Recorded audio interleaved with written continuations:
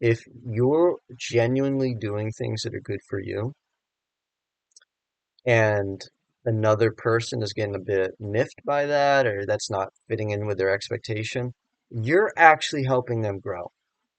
You're actually helping them open up because they're living in kind of a contracted sense of themselves. And they're living in fear to some extent. And when you show them that it's okay to, to say no to things that aren't good for you, that, it may upset them at first, but by and by, the more that they get used to that, they'll start, well, maybe they'll find themselves in a situation where they're being pressured to do something that they don't feel strongly about. And then they'll remember, hey, it's okay to say no. Nothing bad came of it, actually, and maybe they'll start feeling relieved in their own life. It's always, no matter what your physical circumstance seems to suggest, it's always so much more beneficial for you to do what is authentic and true for you. Somehow, the whole cosmos, the whole universe is literally structured to encourage each one of us to be our most authentic selves.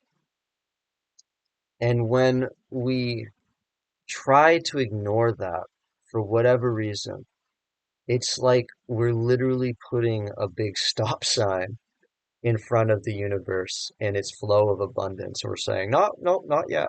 I'm not ready for providence. I'm not ready for health. I'm not ready to be happy.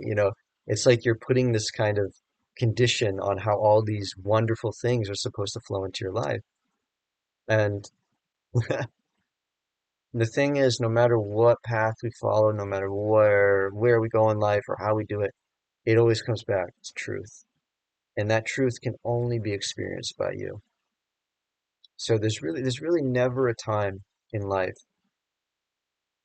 where, um, you know, well, let's put it this way. It's always it's always in your benefit to trust in yourself.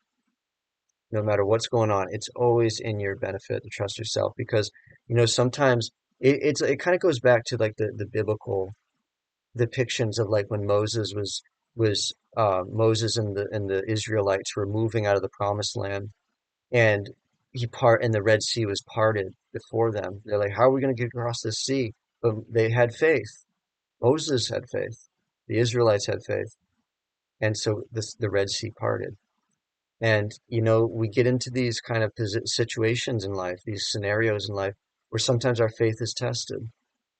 And we don't know whether it's like, should I stand firm? Should I trust in my heart? Should I, and the answer is yes.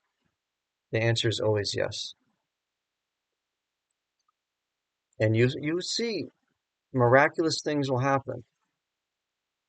And, even if somebody gets upset, even if some choice words are exchanged, even if it doesn't go the way you imagine it should, there's great providence in that. Because, when we get too much in an expectation of how things should be, we don't leave the door open for all the ways that the universe can provide for us. The way that things should be is a relative perception, and life is many, many, many different possibilities all coexisting at once. So when you get too locked into thinking how it should be, you really kind of overlook how it could be, I guess.